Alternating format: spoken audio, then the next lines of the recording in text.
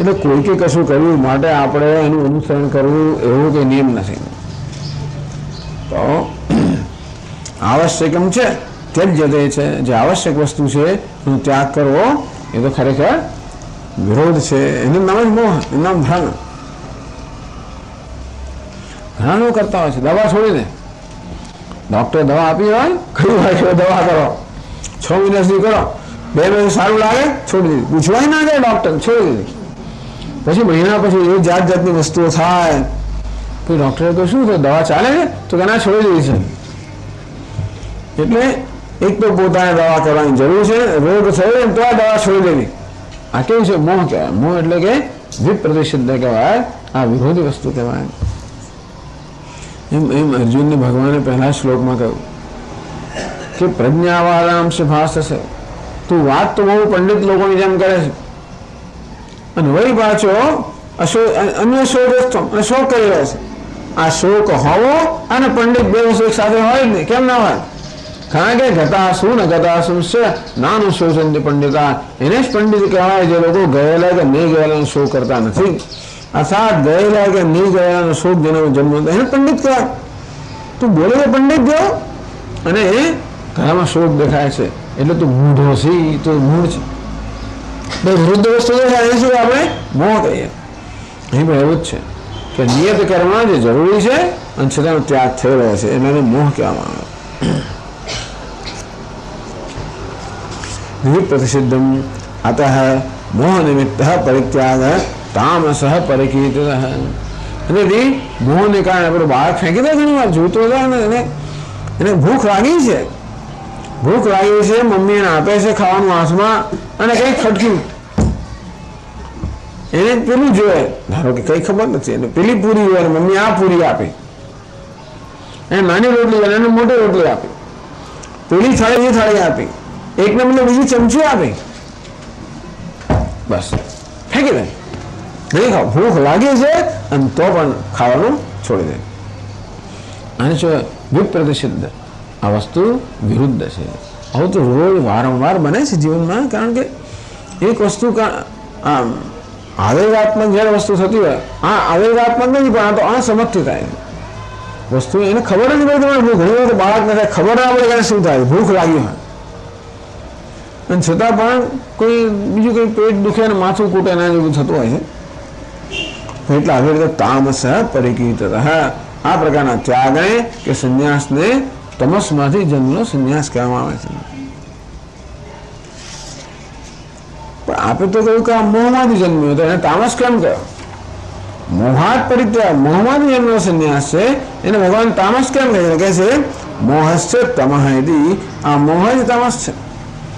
અજ્ઞાનમાંથી જન્મ્યો, તમસ એટલે અજ્ઞાન, અંધકાર, અંધકાર એટલે અજ્ઞાન, અજ્ઞાન અવિવેક, મોહ એટલે અવિવેક. મોહ શબ્દ બહુ સરસ છે. આપણે બોલે ગુજરાતી મોહ જે કહેતો હમણાં, વેદાંતમાં મોહ એટલે શું? અવિવેક. જે વસ્તુ જ્યાં નથી ત્યાં તેના દર્શન કરવા, ના મોહ. રજ્જુમાં સર્પના દર્શન કરવા, કાચમાં હીરાના દર્શન કરવા, પછી પથ્થરની અંદર આ તો રત્ન છે એવા દર્શન, આ બધાને મોહ કહેવામાં આવે છે. જે વસ્તુ જ્યાં નથી ત્યાં તેને દર્શન કરવા એના મોહ. એને કારણે જે છે એ ન જોવું એને પણ મોહ કહેવાય. આમ કરવા મૂલ્ય છે ન જોવું એનું મોહ કહેવાય. જો એ કરવામાં જે ઉપયોગીતા છે એ ન જોવી એ મોહ કહેવાય. અને એને બંધન જે બંધન નથી એનું બંધન જોવું એને પણ મોહ કહેવાય. આમ કર્મ પોતે બંધન કરનારો નથી પણ કર્મને બંધન કરનારો માનવું એ પણ મોહ. અને કર્મ મુક્ત કરનારું છે એ મુક્ત કરનારું મૂલ્ય ન જોઈએ પણ મોહ. મોહાત તસ્ય પરિત્યાગ તામસ પરિકીર્તિત.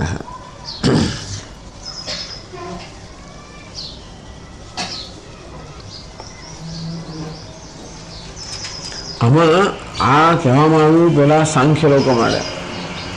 સાંખ્ય લોકોએ કહેલું કહે છે કે તમે આ નિત્ય નૈમિતિક બધું છોડી દો. વેદ થાય છે શું કે વેદની અંદર કેટલાય કર્મો, દરેક કર્મ હિંસા થવાની છે. ચલો કેટલાક કર્મો એવા છે જ્યાં પશુનો ઘાત કરવો પડે, એવું તો ત્યાં છોડી દો. પણ જે બીજા બધા કર્મ છે, રોગના આપણા કર્મ છે, એમાં પણ કંઈક આપણે ડાંગર છે, જવ છે, ઘી છે, કશું તો હોમવું પડે ને, એમાં હિંસા જ છે. એટલે તમારા બધા કર્મ હિંસા રહેલી જ છે. મારે છોડી રાખો. જપસ્ સર્વધર્મેભ્ય પરમો ધર્મ ઉચ્યતે અહિંસા ભૂતાનામ જપ યજ્ઞ પ્રવર્તતે. એટલે જપ કરો, ધ્યાન કરો. પેલા એવું કે સાંખ્યો શું કહે? જપ કરો, ધ્યાન કરો, કારણ કે એમાં કોઈ હિંસા થતી નથી. આ કર્મ કરવામાં હિંસા થાય છે. અરે વૈદિક કર્મ કરતો પણ એમાં પણ આ ડાંગર જળ વગેરે તમારે હોમવું પડે, પેલી ડાંગરને છડવી પડે. કેટલો આઘાત થાય ને, છડ્યા પછી એને હોમો તમે. એટલે જીવંત વસ્તુ છે ને. ઘણી વાર યજ્ઞ હોમ થતો હોય, લોકો અંદર ફૂલ હોમે, પેલા પુષ્પાને અંદર નાખે. એટલે ભાઈ ફૂલ ના નાખશો અંદર, ફૂલ બિચારાને બહુ દુઃખ થાય ને. અગ્નિમાં ફૂલ ને નાખો તો કેવું થાય ને. પણ એટલે સાંખ્ય લોકો કહે છે કે બધા કર્મમાં હિંસા રહેલી છે અને મારે છોડો. ભાઈ કામ્ય કર્મ તો કામ્ય કર્મ દોષ છે, મારે છોડવાનું કહ્યું. અમે તો કહીએ છીએ નિત્ય નૈમિત્તિક કર્મ એ દોષ છે. જપ્યેનૈવ સંસિદ્ધે બ્રાહ્મણોનાત્ર સંશય. આ બ્રાહ્મણે જે બધી સિદ્ધિ પ્રાપ્ત કરવી જોઈએ. કુર્યાદન્યત નવા કુર્યાત. બ્રાહ્મણ જપ કરે, મનુસ્મૃતિ કહે છે, એ સિવાય બીજું કરે કે ના કરે વાંધો નથી. મૈત્ર બ્રાહ્મણ ઉચ્ચતે. બ્રાહ્મણ બધાનો મિત્ર કહેવાય છે. એના માટે બીજું કશું કરે કે ના કરે, બીજું મિત્ર હોવાને કારણે એને કોઈનો પણ દ્રોહ ના કરવો જોઈએ, કોઈને ઈજા ના પહોંચાડવી જોઈએ. યજ્ઞાનામ જપ યજ્ઞ. જપ ધ્યાન વગેરે વસ્તુ છે જેમાં કોઈ હિંસા નથી, એ કરો. એ બહુ લાંબી ચોડી બધી દલીલો છે. પણ છેવટે કહેવામાં આવ્યું કે ભાઈ વેદની અંદર જેનું વિધાન કરવામાં આવ્યું હોય એ આપણે પ્રમાણ તરીકે સ્વીકારવું જોઈએ. અર્થાત વેદના વિધાન વિશે નિર્ણય કરવો એ આપણી ગજાની બહાર છે. એટલા માટે વાત સાચી છે કે દરેક કર્મમાં કશું દોષ રહેલો છે. ભગવાન પોતે પણ કહે છે 18મા અધ્યાયમાં, સહજમ કર્મ કૌંતેય સદોષો વિનત્યજેત સર્વારંભાય દોષેન ધૂમેનાગ્નિ રિવાવૃતાહમ. હે અર્જુન, ક્ષત્રિય હોવાને નાતે તારે ભાગે જે ક્ષત્રિય કર્મ આવે એ કદાચ તને દોષ વાળું દેખાય તો પણ ત્યાગ ન કરવો જોઈએ. કારણ કે દરેક કર્મમાં કોઈ દોષ રહેલો છે. જે અગ્નિમાં એક અથવા બીજા અંશે ધુમાડો રહેલો હોય તો એટલે દરેક કર્મ દોષ રહેવાના કારણે, દોષ હોવાને કારણે છોડી ના દઈશ. એમાં ઘણા ગુણ પણ રહેલા છે, એ હોવાને કારણે એ કર્મ છોડી ના દઈશ. ટૂંકમાં સાંખ્ય વગેરે લોકો કર્મ એટલા ગુણ રહેવાને કારણે એનો ત્યાગ કરતા હોય છે. તથા જ સાંખ્યાનામ વિહિતે નિષિદ્ધત્વ જ્ઞાનમ અર્થ હેતુ અનર્થ હેતુત્વ જ્ઞાનમ. આ સાંખ્ય લોકો આવે છે મોહવાળા, કે શાસ્ત્રો વિધાન કરે છે તો પણ કે નહીં, આ તો ના કરવું જોઈએ. એ ઉપયોગી છે તો કે નહીં, આ તો બોજરૂપ છે.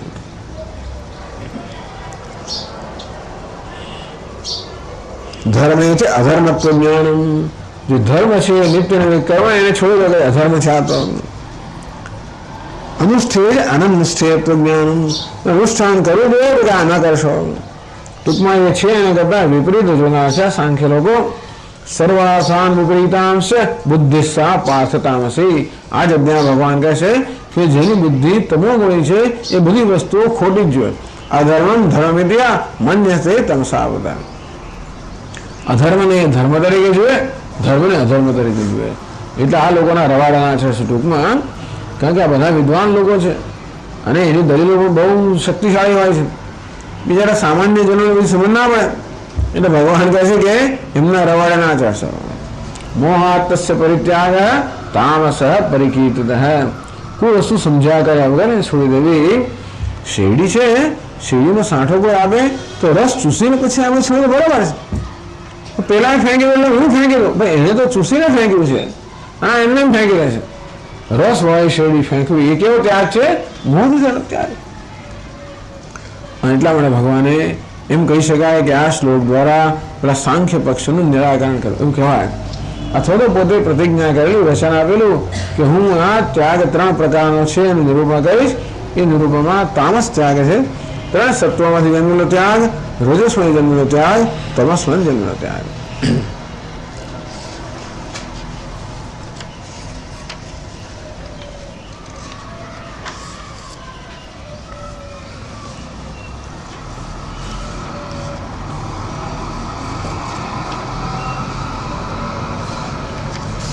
પણ ઘણા લોકો એવા હોય છે જે આ મોહથી ત્યાગ કરવા નથી હોતા. નનું મોહ વિના દુઃખાત્મકમ કર્મ કાય ક્લેશ ભયાત ત્યજતિ. એવા કેટલાય હોય છે જે લોકો કર્મનું મૂલ્ય જાણતા હોય છે અને તોય છોડી દેનારા છે. એટલે એવું નથી કે કર્મ છોડી દેનારા બધા લોકો મોહથી જ છોડતા હોય, એટલે કર્મના મૂલ્યને ન જાણવાને કારણે છોડી દેતા, એવું બધું નથી. ઘણા લોકો કર્મની ઉપયોગિતા જાણતા હોય અને છતાંય છોડી દે. કેમ? કાય ક્લેશ ભયાત તે દુઃખાત્મકમ કર્મ. બી આ તો બહુ ક્લેશ કરનારો છે, બહુ શ્રમ છે, આમાં તો થાકી ગયે છે, બહુ શ્રમ પડે છે, અમારે કાયને ક્લેશ થાય માટે છોડી દે છે, એવું પણ છોડનારા છે. કરણાની કાર્યમ જનયંતી શામ્યંતી છે. કઈમાં કર્મ કરવા માટે આપણે કર્મેન્દ્રનો ઉપયોગ કરવો પડે તો જ કામ થાય. પણ એ પરિણામે ઇન્દ્રિયો એટલા બહુ શરીર થાકી જાય, આપણે થાકી જઈએ. તથા જ તત્યાગ તામસ ન. તો આ રીતે હું પણ એટલે બધા ત્યાગ તામસ ત્યાગ નથી હોતા. આ પ્રકારે બહુ તકલીફ પડે માટે છોડી દેનારા લોકો છે. એ ત્યાગ ને કયો ત્યાગ? તામસ ત્યાગ નથી. તો ભગવાન એની વાત 8મા શ્લોકમાં કરે છે.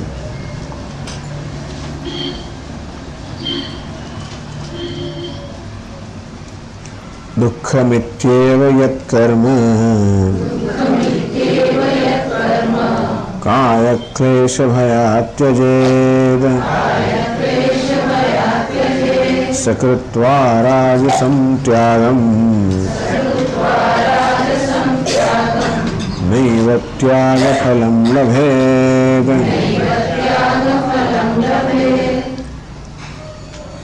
દુઃખમિતિ આ તો બહુ દુઃખદાયી છે. યત કર્મ કાય ક્લેશ ભયાત ત્યજેત. આ કાયને ક્લેશ પડે એવો ભયથી ક્લેશ પડવા દીધો નથી, પણ કાયને ક્લેશ થશે એવા ભયથી જે છોડી દે છે. પ્રક્ષાલનાદિપંગસ્ય દૂરાદ સ્પર્શનમ વરમ. ભાઈ કાદવમાં આપણે ચાલીને પગને ખરડવા પછી પગ ધોવા એને કરતા પહેલે દૂર રહેવું સારું ને. દૂરાદ સ્પર્શનમ વરમ આવી કહેવત છે કે કાદવમાં પગને આપણે ખરડવા અને પછી ધોવા એને કરતા દૂર રહેવું સારું. તેવી રીતે કર્મ કરીશું, અનેક પ્રકારનું દુઃખ સહન કરવું પડશે. દુઃખ એટલે શરીરની કષ્ટ સહન કરવું પડે. એમને તો કમર વાળ્યા વગર તો કામ થાય જ નહીં ને, તેથી કષ્ટ સહન કરવું પડે. તેથી એવું ભયથી જ છોડી દે છે, કરતા જ નથી. પરારબ્ધે તેને ખરું વિઘ્ન ભય નીચે પેલા વિઘ્નો ભય આવશે માટે એ શરૂ જ ના કરવું. આપણે કરવા શરૂ કરીશું અને વિઘ્ન આવશે તો શું, એટલે કરે જ શરૂ જ ના કરે. શરૂ કર્યા પછી વિઘ્ન આવે તો છોડી દેના બીજા હોય. આ લોકો તો કાય ક્લેશ ભયા, મારી કાયને ક્લેશ થશે એ ભયથી એ લોકો કર્મ ત્યાગ જ તેને વિધિ કરવાનો. તો આ ત્યાગ તો મોહથી નથી મળે, એના તામસ ના કહી શકો. અને કયો ત્યાગ કહેશો? તો દુઃખ મિત્યેવ કર્મ કાય ક્લેશ ભયા ત્યજેત સકૃત્વા રાજસં ત્યાગમ. એ વાંચવાનું બાકી છે. દુઃખ મિત્યેવ યત કર્મ કાય ક્લેશ ભયાત ત્યજેત સકૃત્વા રાજસં ત્યાગમ નૈવ ત્યાગ ફલમ લભેત. દુઃખમિતિ કાય ક્લેશ ભયને કારણે જે છોડી રહે છે. સકૃત્વા રાજસં ત્યાગમ હે જુના રજોગુણમાંથી જન્મનો ત્યાગ છે. નૈવ ત્યાગ ફલમ લભેત. આવો ત્યાગ કરવાથી ત્યાગનું જે ફળ છે, જ્ઞાન થવું જોઈએ, મોક્ષ મળવું જોઈએ, એવું ફળ કે મળતું નથી. સંન્યાસસ્તો મહાભાવો દુઃખમાપ્તુમ અયોગતઃ. આ સંન્યાસ કેવો છે? આ તો દુઃખ જન્મવાનો સંન્યાસ છે. કે છે ભાષ્યમાં કિંચ દુઃખમિત્યેવ યત કર્મ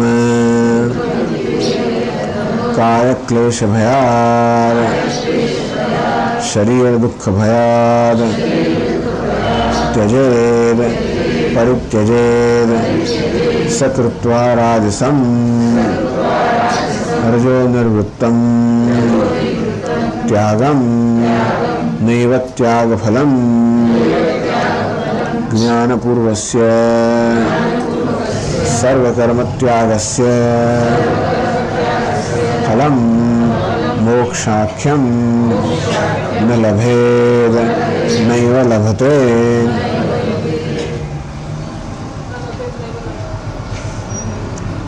नैव लभते आમાં નથી એવું ન લભેદ।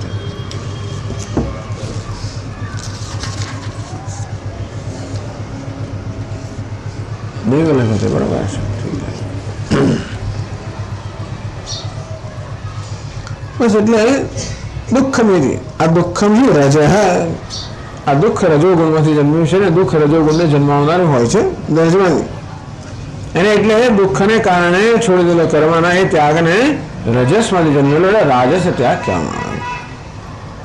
કાય ક્લેશ ભરાત શરીર દુઃખ ભયાત ત્યજે।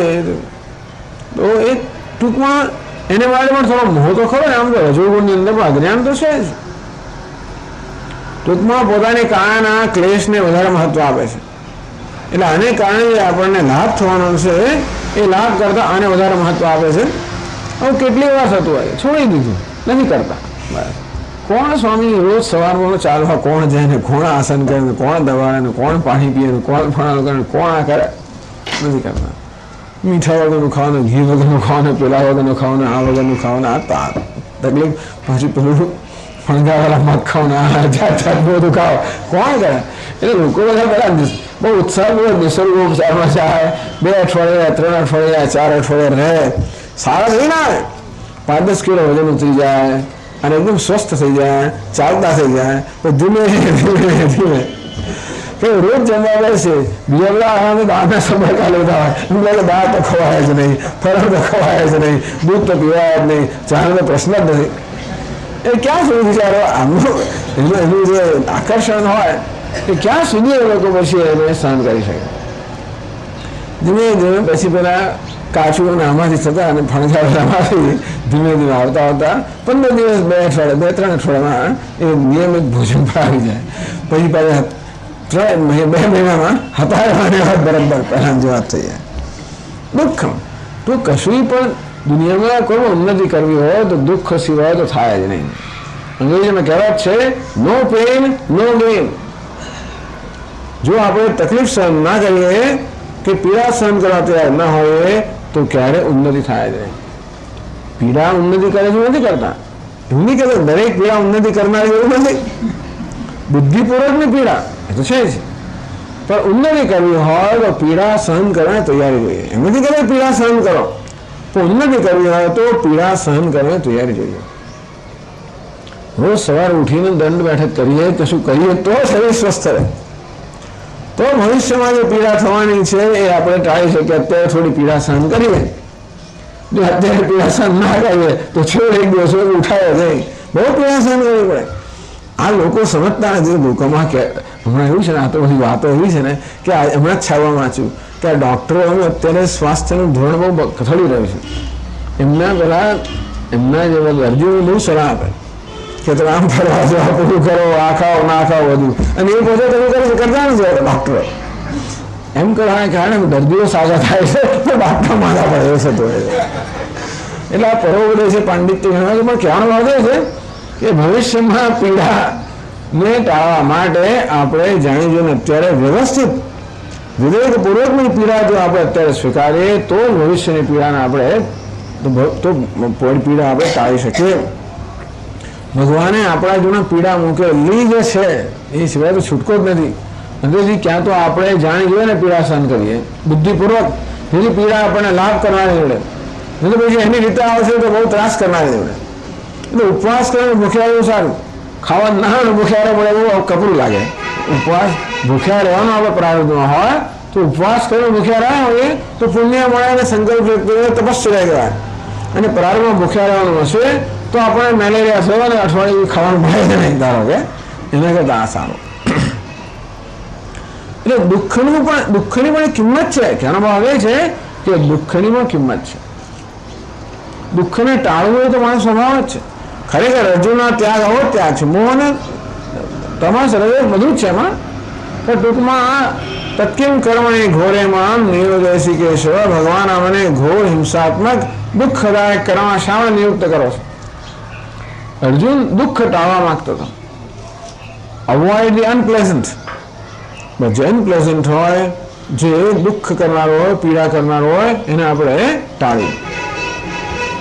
એમ કરી કરીને ક્રાઇસિસ મેનેજમેન્ટ નામની એક નાની ચોપડી છે સ્વામીજીની. એમાં આ વસ્તુ છે કે દરેક માણસ અનુકૂળ હોય સહેલું પેલું કર્યા કરે, અને અઘરું અને જોડે અંદર કાગળ લખવાનો થોડો પણ વાંચીએ ને પછી પેલું મૂકી દઈએ. સહેલું હોય કરી નાખીએ અને પછી અઘરી વસ્તુઓ રાખ્યા જ કરે. એક દિવસ એવું આવે કે મહાયુદ્ધ થાય. પછી ક્રાઇસિસ એકદમ મોટી, શું કહેવાય ને, કટોકટી ઊભી થઈ જાય. કટોકટીને સુધી ઊભી થઈ જાય. આ મોટા ભાગની કટોકટીઓ જે સમયે જે કરવું જોઈએ એમના કરવા કારણે ઊભી થઈ જાય છે.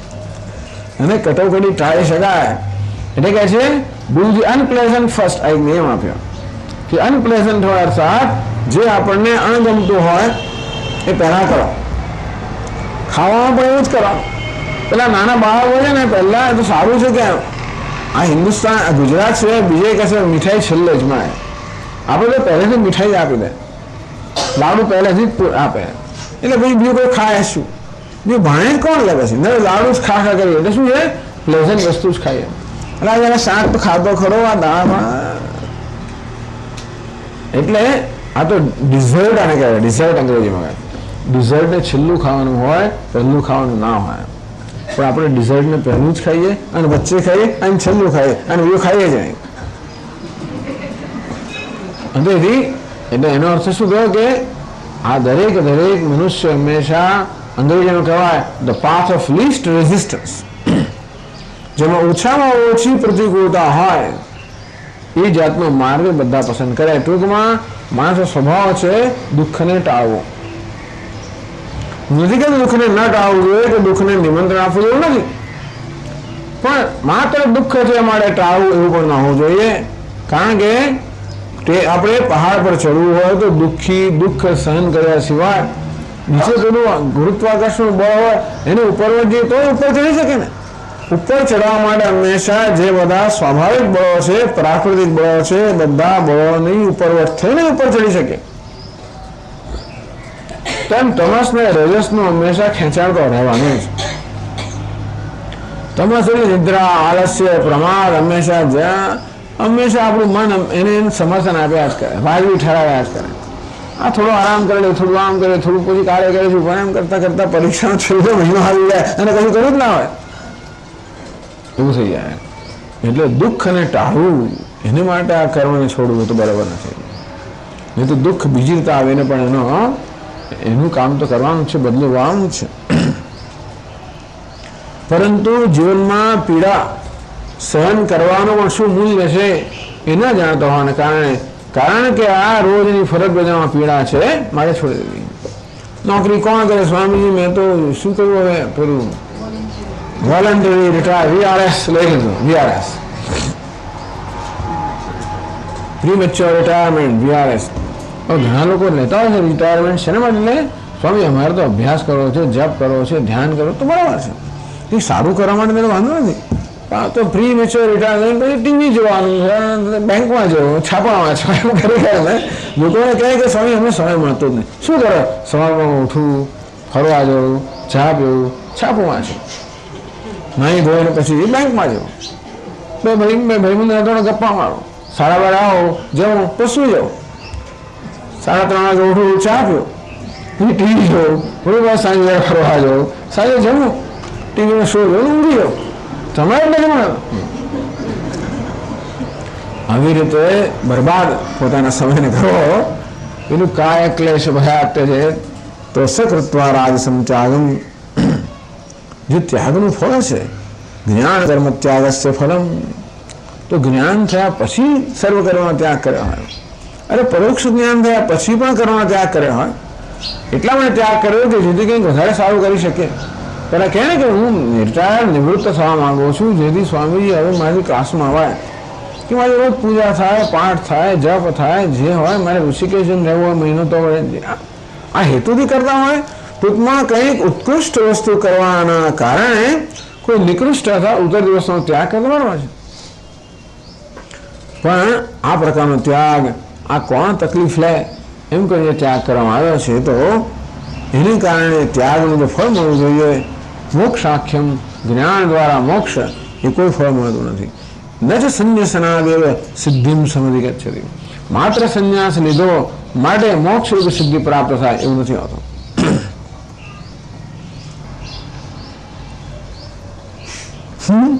કિંતુ કૃતૈન રાજસન ત્યાગેન તદનુરૂપમ નરકમ ફલિપદ્યતે.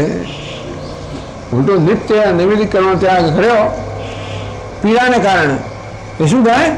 અકરણે પ્રત્યવાય નરકમાં જવું પડે અને જે પીડા સહન કરવી પડે. ટૂંકમાં પેલું સંધ્યા જે કરવાનું એની પીડા ન કરે ને સહન કરી નરકની પીડા સહન કરવા. પીડા તો જવાની જ નથી, એ કશા બીજા રૂપમાં આવવાની જ છે. તો આ પ્રકારે રાજસ ત્યાગની વાત કરી. આ બંને ત્યાગની કેમ વાત કરી? તામસ ત્યાગ, રાજસ ત્યાગ છોડી દેવા માટે, ત્યાગ છોડી દેવા માટે, ત્યાગનો ત્યાગ કરવા માટે વાત કરી કે ભાઈ તામસ ત્યાગનો ત્યાગ કરો, રાજસ ત્યાગનો ત્યાગ કરો. તો કયા પ્રકારનો ત્યાગ કરવાનો? ત્યાગ તો જોઈએ જીવનમાં. ત્યાગાત શાંતિ અનંતરમ, ત્યાગ વગર તો શાંતિ નથી. છતાં કયા પ્રકારના ત્યાગથી શાંતિ છે પાછી? બોલો, મોહથી થયેલો ત્યાગ, તામસ ત્યાગ, એવો ત્યાગને છોડી દેવો જોઈએ. આ રજોગુણી ત્યાગને પણ છોડી દેવો જોઈએ. સાત્વિક ત્યાગ, એ ત્યાગને આપણે સ્વીકારવો જોઈએ. એ કેવો ત્યાગ છે એની વાત કરે છે. એટલે કહે છે ભાષ્યમાં, કહ પુનઃ સાત્વિક ત્યાગ કહે છે 9મા શ્લોકમાં, કાર્યમિત્યેવ યત્ કર્મ નિયતમ ક્રિયતે અર્જુન સંગમ ત્યક્ત્વા ફલમ ચૈવ સત્યાગ સાત્વિકો મતઃ.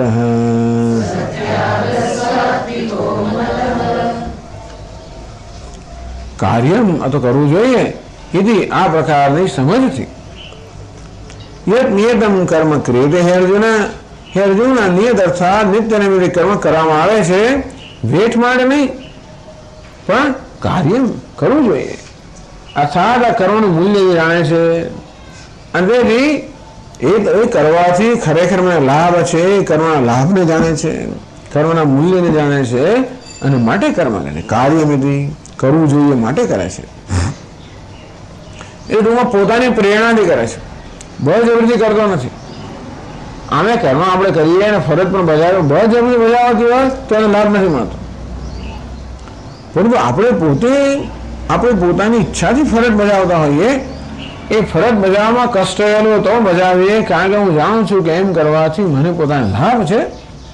તો પછી આપણા મનમાં પેલો અંદર જે અનેક પ્રકારના વસવસો અને પીડા અને અન્યાય અને દોષ રહી ગયો ના રહે.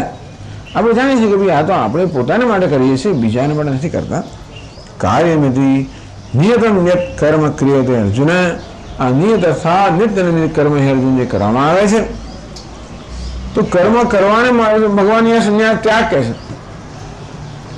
સંગમ ત્યક્ત્વા ફલમ ચૈવ, સંગ અને ફળનો ત્યાગ કરીને નિત્ય નૈમિત્તિક કર્મ છે એ જે કરવામાં આવે છે એ પ્રકારને સાત્વિક ત્યાગ કહેવામાં આવે છે.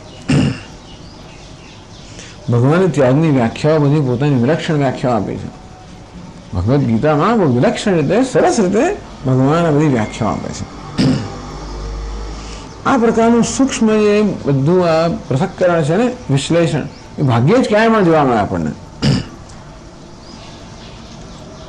કે છે ભાષ્યમાં,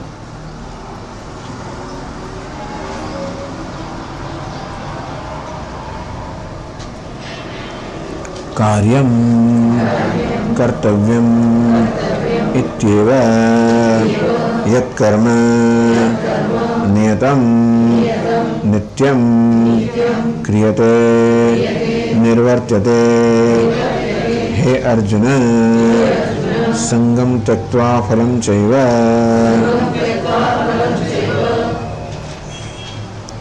નિત્યાનાં કર્મણાં ફલવત્વે भगवद्वचनं प्रमाणम् अवोचाम अथवा यद्यपि फलं न श्रूयते नित्यस्य कर्मणः तथापि नित्यं कर्म कृतम्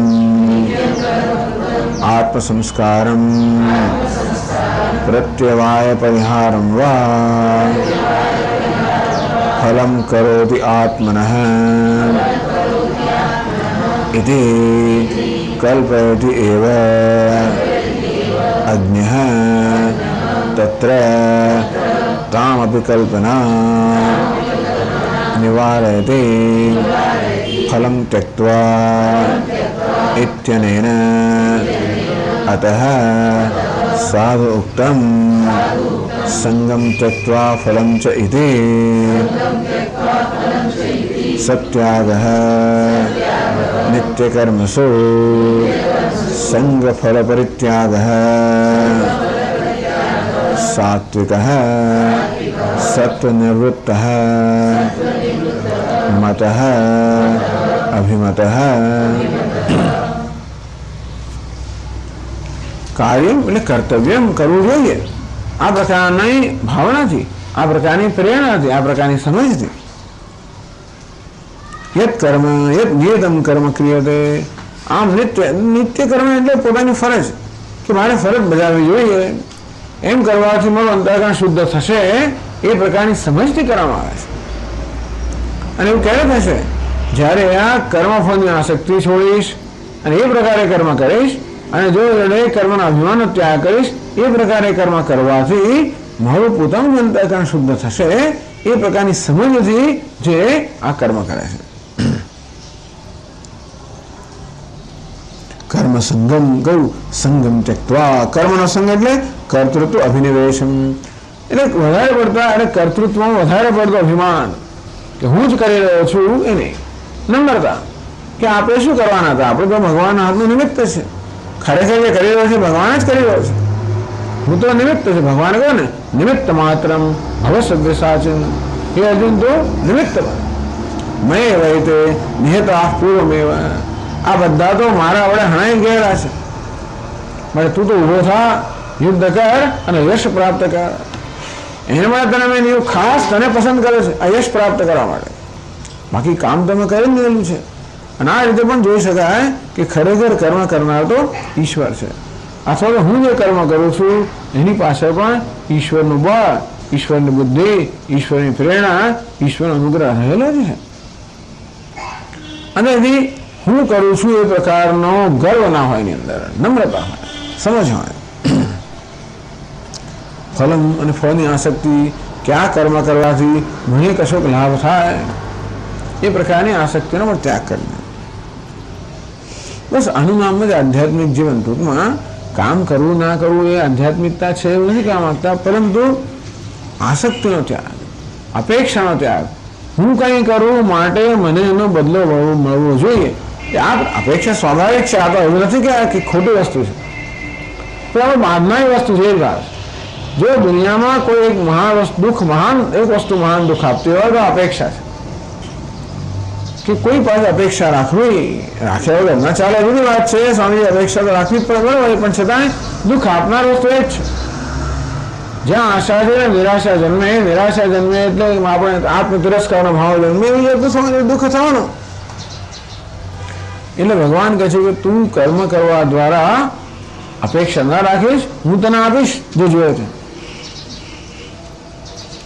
પણ આપણને ખાતરી નહીં ભગવાન આપશે કે નહીં પણ હું કહું કે ભગવાન આ જ જોઈએ પેલું જ જોઈએ બીજું આ જ જોઈએ ભાઈ ના મળે તો આપણે નિરાશ થઈએ તો કે નહીં એ પ્રકારની અપેક્ષા વગર પ્રેમથી કરો ભગવાનને કે લઈ જાય તું જા ના આપીશ કશું તો કંઈક થાય દરેક વસ્તુમાં ગણતરી કરવાની દરેકમાં આમાંથી શું લાભ ને ગેરલાભ બધી ગણતરી કરીને જ કામ કરવું આવી ગણતરીની જરૂર નથી ધીમે ધીમે ઓછી થાય ગણતરી અને પછી ગણતરી થાય જ નહીં એવું ભગવાન ઈચ્છે તો ભગવદ્ ગીતામાં આપણને આધ્યાત્મિક જીવનનો આ એક સંદેશ આપવામાં આવ્યો કે ધીમે અપેક્ષાઓનો માંગણીનો ત્યાગ આપવાનો ત્યાગ નહીં માંગવાનો ત્યાગ ધીમે ધીમે થાય કે તરત ના થાય. જેમ જેમ આપણને વિશ્વાસ જન્મતો જાય કે હું ન માગું તો એ ભગવાન આપે છે, અથવા તો ભગવાન ધ્યાન રાખનારો છે માટે મારે મારા યોગક્ષેમની એટલી બધી ચિંતા કરવાની જરૂર નથી, ભગવાન કરનારો છે, એ ધીમે ધીમે ખાતરી તરત ના થાય. જેમ જેમ આપણને આપણા જીવનના અનુભવોથી ખાતરી થતી જાય તેમ તેમ આપણને હિંમત આવે, તેમ આપણે થોડા મુક્ત બનીએ અને તેમ તેમ ધીમે ધીમે છૂટતું જાય. પણ આ આસક્તિ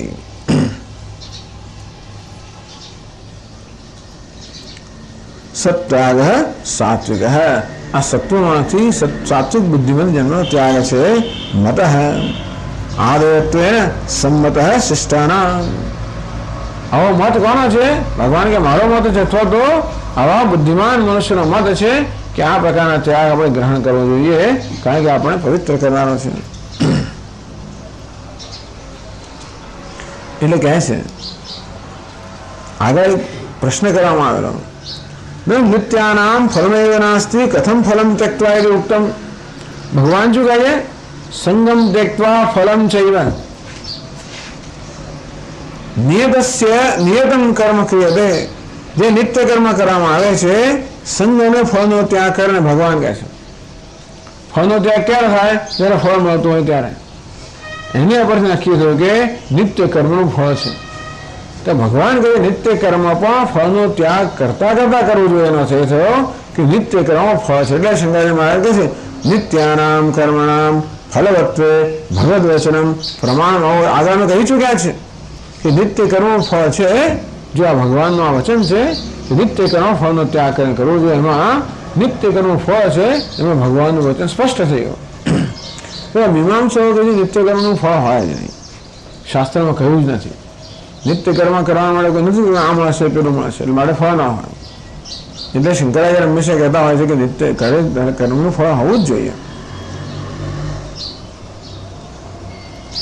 તથા છે આપસ્તંભ સ્મૃતિમાં કહ્યું છે તો તથા આમ્રે ફલાર્થે નિમિત્તે છાયાગંધો અનુપદ્યતે એવં ધર્મં ચર્યમાણમ અર્થાઃ અનુપદ્યન્તે ઇત્યાદિ ઇતિ આનુષંગિક ફલમ નિત્યાનામ દર્શયતિ.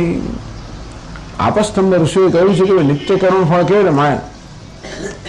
કે આમરે ફલાર્થે નિમિત્તે આપણે આંબો વાવીએ છે ને માટે આંબાના ફળ મળે એટલા માટે. આપણને કેરી મળે એટલા માટે આંબો વાવીએ ને બી. પણ છાયાગંધો અનુપદ્યતે, તો જ્યારે આંબો સરસ ઘટાદાર થાય ત્યારે આપણને છાંયડો પણ મળે, સુગંધ પણ મળે. પેલું કેરીનું ફળ તો મળે જ, પણ જોડે એની સાથે અનુપદ્યતે, એની સાથે સાથે આ છાયા અને સુગંધ પણ આપણે પ્રાપ્ત થાય. એવમ ધર્મમ ચર્યમાણમ અર્થાઃ અનુપદ્યન્તે.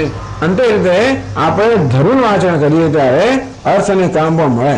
ના મળે નહીં, અર્થ પણ મળે. એટલે આપણે અર્થકામ માટે બહુ ચિંતા ના કરવી. આપણે એમ થાય કે આપણે ધર્મ અનુષ્ઠાન કર્યા કરીશું તો અર્થ અને કામ કેમ ક્યારે મળશે? તો કે નહીં, અર્થ અને કામ જેમ છાયા અને ગંધ એ વસ્તુ મળે ને આંબાને વાવવાથી, તેમ ધર્મનું આચરણ કરવાથી આ બે વસ્તુ અર્થ અને કામ પણ મળી રહેશે. એ રીતે આ નિત્ય કર્મનું પણ ફળ હોય છે. અને ભગવાન જ્યારે કે નિત્ય કર્મનો પણ ફળનો ત્યાગ કરે, આસક્તિનો ત્યાગ કરે કરવું જોઈએ, એનો થઈ થયો કે નિત્ય કર્મનું ફળ છે. શું ફળ છે નિત્ય કર્મનું? તો કે પ્રત્યવાય દોષ, પ્રત્યવાય પરિહારમ. પાછળથી ભૂતકાળમાં કરેલા કંઈક અયોગ્ય કર્મને કારણે આ જીવનમાં જે સહન કરવાનું હોત એ બધું આપણે એમાં એનું નિવારણ કરે છે. ધર્મેણ પાપમ અપંદતિ તસ્માત ધર્મમ પરમ વદંતી. ધર્મેણ પાપમ અપંદતિ, આ ધર્મનું આચરણ કરવાથી પાપનો નાશ થાય છે. તસ્માત ધર્મમ પરમ વદંતી, એના માટે શાસ્ત્રમાં ધર્મ પરમ વસ્તુ છે. આ રીતે કહ્યું ને આ બધા કર્મો સામાન્ય પ્રાયશ્ચિત રૂપના છે. આપણે આપણી આવી રીતે રોજની ફરજ બજાવીએ કે નિત્ય નિમિત્ત કર્મ કરીએ તો એનું કદાચ આપણને સ્પષ્ટ કોઈ ફળ ના મળે, પણ સામાન્ય પ્રાયશ્ચિત જપ કર્યા જ કરતા હોય તો શું ફળ મળે? જે બીજું કંઈ ફળ ના મળે તો પણ આ કર્મ સામાન્ય પ્રાયશ્ચિત. ઘણા બધા આપણા ભૂતકાળ એવો કર્મ કરેલા હોય જેને કારણે દુઃખ સહન કરવાનું હોય કે આપણા માર્ગમાં અવરોધરૂપ થવાના હોય, તો આ રીતે સામાન્ય પ્રાયશ્ચિતથી એ બધું દૂર થઈ જાય, આપણે ખબર ના પડે. ઘણી વાર થતું હોય છે કે સ્વામીજી આટલા જપ કર્યા કશું મળ્યું નહીં. એ જપ છોડ્યા પછી ખબર પડે કે કશું નહીં મળ્યું પણ કશું પેલું નથી મળે. દુઃખમાં ભલે આપણને કંઈક દેખીતું ના મળ્યું હોય, પરંતુ શક્ય છે કે ઘણા બધા દુઃખમાંથી પણ આપણે બચી ગયા હોઈએ, ખબર ના પડે ને. એ કહે છે ને પેલી પુત્રવધુ છે એ સાસુની ફરિયાદ કરે છે, જુઓ ને સ્વામીજી હું આવી છું ત્યારથી સાસુ જો ને કેવી તમારી સાથે વર્તે છે, આમ છે તેમ ફરાણું છે, અને છેલ્લા 40 વર્ષથી મંદિરમાં રોજ જપ કરે છે, રોજ પૂજા કરે, તો આવું ક્યાં? આનો શું અર્થ હતો? તો કે જો બી આ 40 વર્ષ એને જપ ને પૂજા પાઠ ના કર્યા હોત તો ત્યારથી ઘરમાં રહેવાય એટલું ના થયું હોત, તો રહી શકે ને ઘરમાં, એટલું થાય છે ને, એ પણ ના થયું હોત. એટલે ટૂંકમાં એ ના કરીએ તો શું થાય, તો આની સાથે સરખામણી કરતો જ ખબર પડે કે કરવાથી શું ફળ મળે છે. એટલે આ બધા કર્મથી પણ ફળ મળે છે એવું સ્વીકારવામાં આવ્યું છે. ચાલો આગળ કરશું. ઓમ પૂર્ણમદ પૂર્ણમિદમ પૂર્ણાત પૂર્ણમુદચ્યતે પૂર્ણસ્ય પૂર્ણમાદાય પૂર્ણમેવાવશિષ્યતે. ઓમ શાંતિ શાંતિ શાંતિ. શંકરં શંકરાચાર્યં કેશવં બાદરાયણં સૂત્રભાષ્યકૃતૌ વંદે ભગવन्तૌ પુનઃ પુનઃ. ઈશ્વરો ગુરુરાત્મેતિ મૂર્તિભેદવિભાગિને વ્યોમવદ્વ્યાપ્તદેહાય દક્ષિણામૂર્તયે નમઃ. ઓમ શાંતિ શાંતિ શાંતિ. હરિ ઓમ. શ્રી ગુરુભ્યો નમઃ. હરિ ઓમ.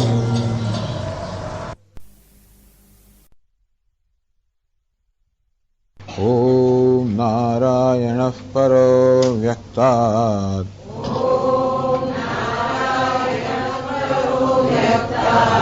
અંડમવ્યક્તસંભવम्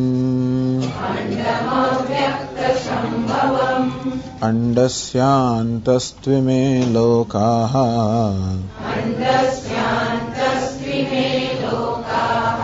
સપ્તદ્વીપા ચ મેદિની.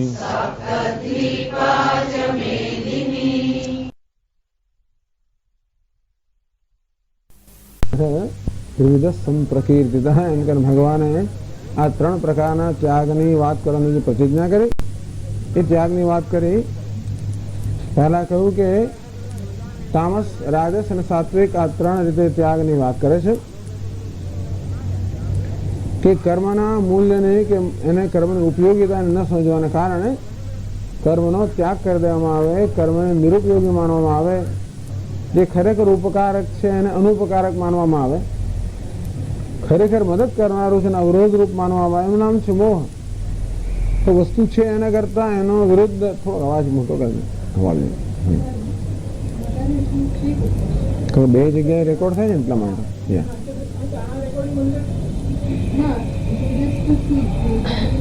અચ્છા, એટલે ટૂંકમાં એને જ મોહ કહેવાય. જ્યાં ધર્મ હોય એને અધર્મ માનવામાં આવે, અધર્મને ધર્મ માનવામાં આવે.